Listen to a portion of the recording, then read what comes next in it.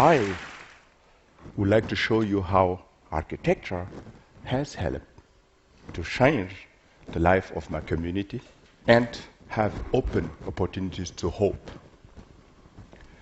I am a native of Burkina Faso. According to the World Bank, Burkina Faso is one of the poorest countries in the world. But what does it look like to grow up in a place like that? I am an example of that. I was born in a little village called Gando. In Gando, there was no electricity, no access to clean drinking water, and no school. But my father wanted me to learn how to read and write. For this reason, I have to leave my family when I was 7 and to stay in a city far away from my village with no contact to my family. In this place, I sat in a class like that with more than 150 other kids, and for 6 years. And this time, it just happened to me to come to school to realize that my classmate was died. Today, not so much has changed. There is still no electricity in my village. People still die in Burkina Faso, and access to clean drinking water is still a big problem. I had a luck. I was lucky because this is fact of life when you grow up in a place like that. But I was lucky. I had a scholarship. I could go to Germany to study.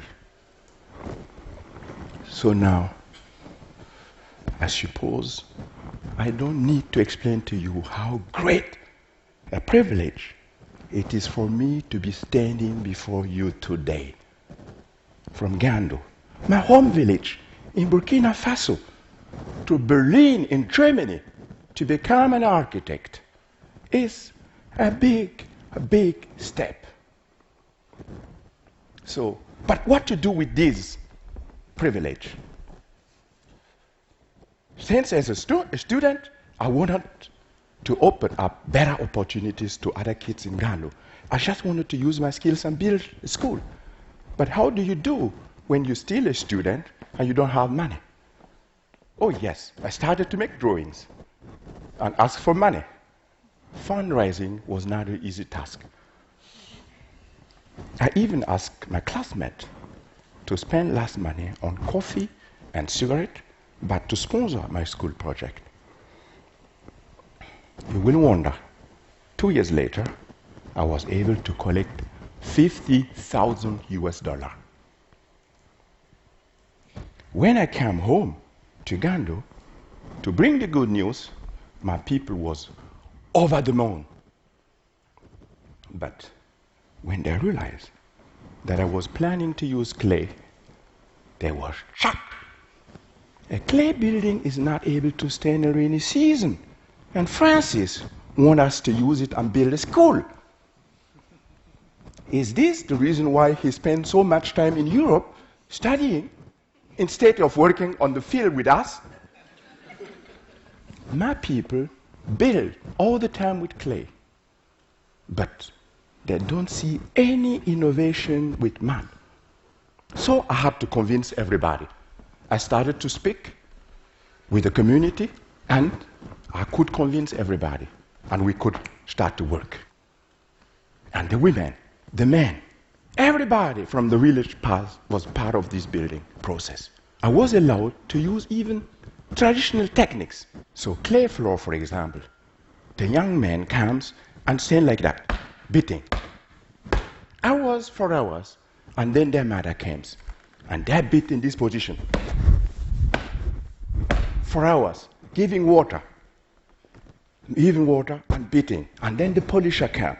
They start polishing it with a stone for hours. And then you have this result.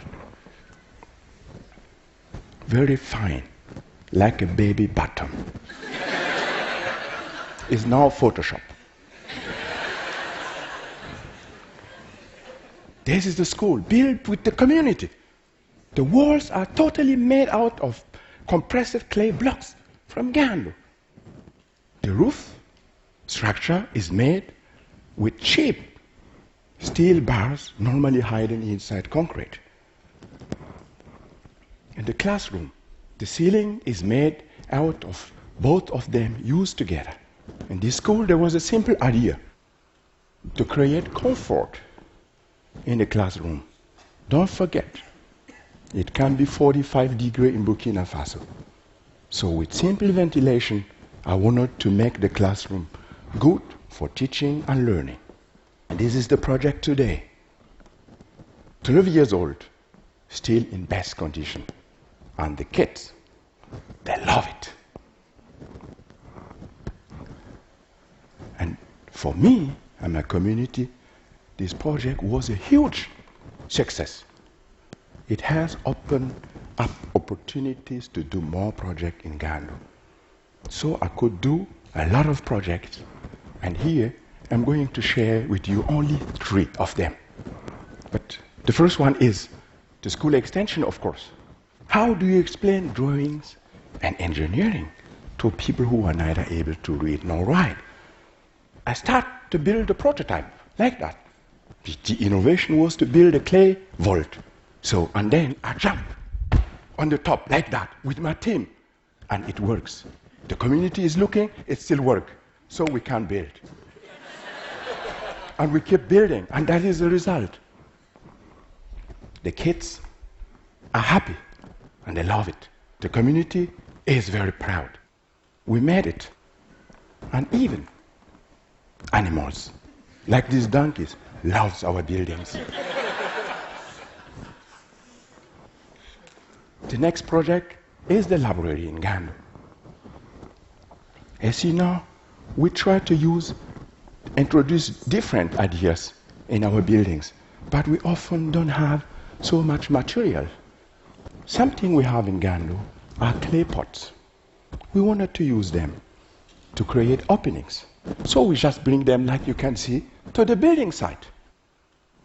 We start cut them, and then we place them on the top of the roof before we pour the concrete, and you have this result. The openings are letting the hot air out and light in. Very simple.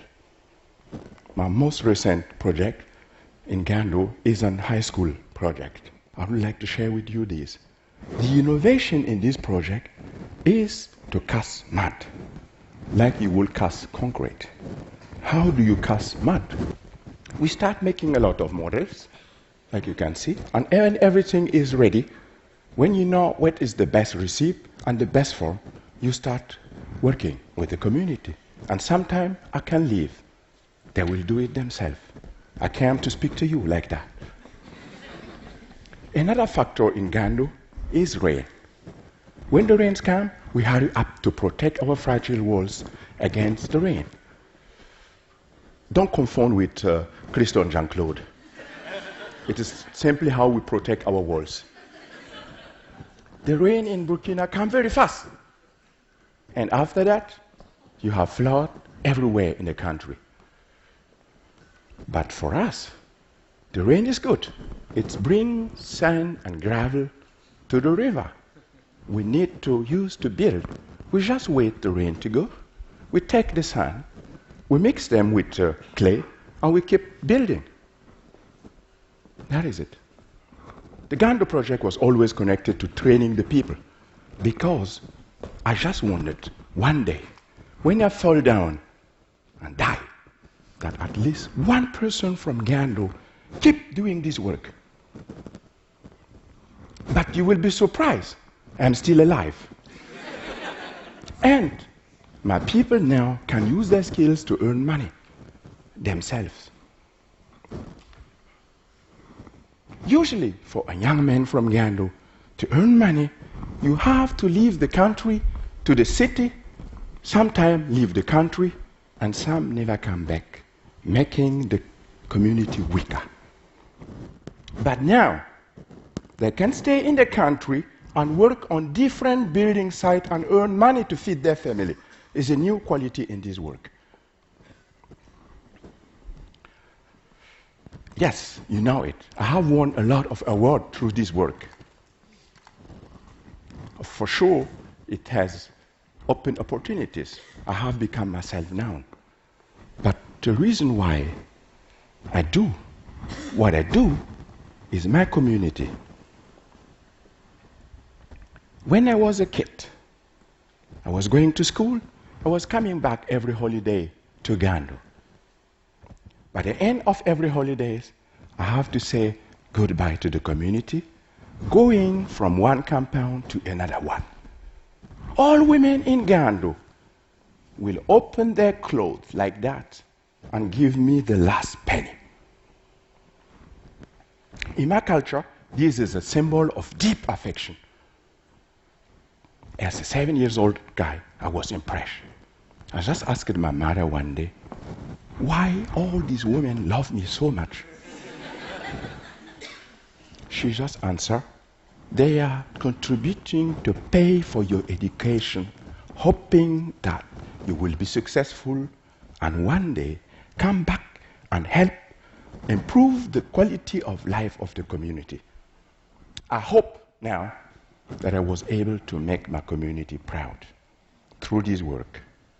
And I hope I was able to prove you the power of community and to show you that architecture can be inspiring for communities to shape their own future.